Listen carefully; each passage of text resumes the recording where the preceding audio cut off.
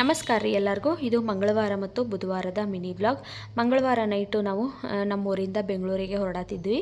ನಮ್ಮ ಮನ್ಯಾಗ ಎಲ್ಲರೂ ದೀಪಾವಳಿ ಮಾಡ್ತಾರಲ್ಲ, ಆ ದೀಪಾವಳಿಯಾಗಿ 5 ದಿವಸ ಆದಮೇಲೆ ನಮ್ಮ ಮನ್ಯಾಗ ನಾವು ಪಾಂಡವ್ರನ್ನ ಮಾಡ್ತೀವಿ. ನಾವು ಬರೋ ದಿವಸ ನೋಡ್ರಿ ಅಂದ್ರೆ ಬುಧವಾರ ಹಬ್ಬ ಇತ್ತು, ಮಂಗಳವಾರ ರಾತ್ರಿ ಎಲ್ಲ ರೆಡಿ ಮಾಡ್ಕೊಂಡಿದ್ರು. ನಾನು ಹಂಗೆ ಒಂದು ಕ್ಲಿಪ್ಪಿಂಗ್ನ ತೊಗೊಂಡು ಬಂದಿದ್ನಿ. ಬೆಂಗಳೂರಿಗೆ ಬುಧವಾರ ಬಂದೀವಿ. ಬಂದ ತಕ್ಷಣ ಕ್ಯಾಬ್ ಮಾಡಿಕೊಂಡು ಮನೆಗೆ ಬಂದೀವಿ.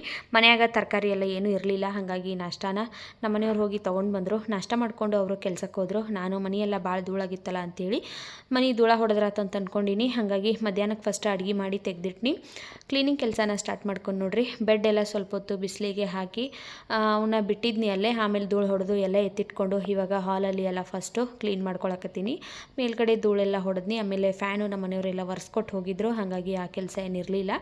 ನಂತರ ನೋಡ್ರಿ ಫುಲ್ಲು ಮನೆಯೆಲ್ಲ ಧೂಳು ಹೊಡ್ಕೊಂಡು ಕಸ ಗುಡಿಸಿ ಮನೆಯೆಲ್ಲ ಒರೆಸ್ಕೊಂಡು ಲಾಂಗ್ ವಿಡಿಯೋನ ಅಪ್ಲೋಡ್ ಮಾಡಿದ್ದೀನಿ. ಇಂಟ್ರೆಸ್ಟ್ ಇದ್ದರೆ ಚೆಕ್ ಮಾಡಿರಿ.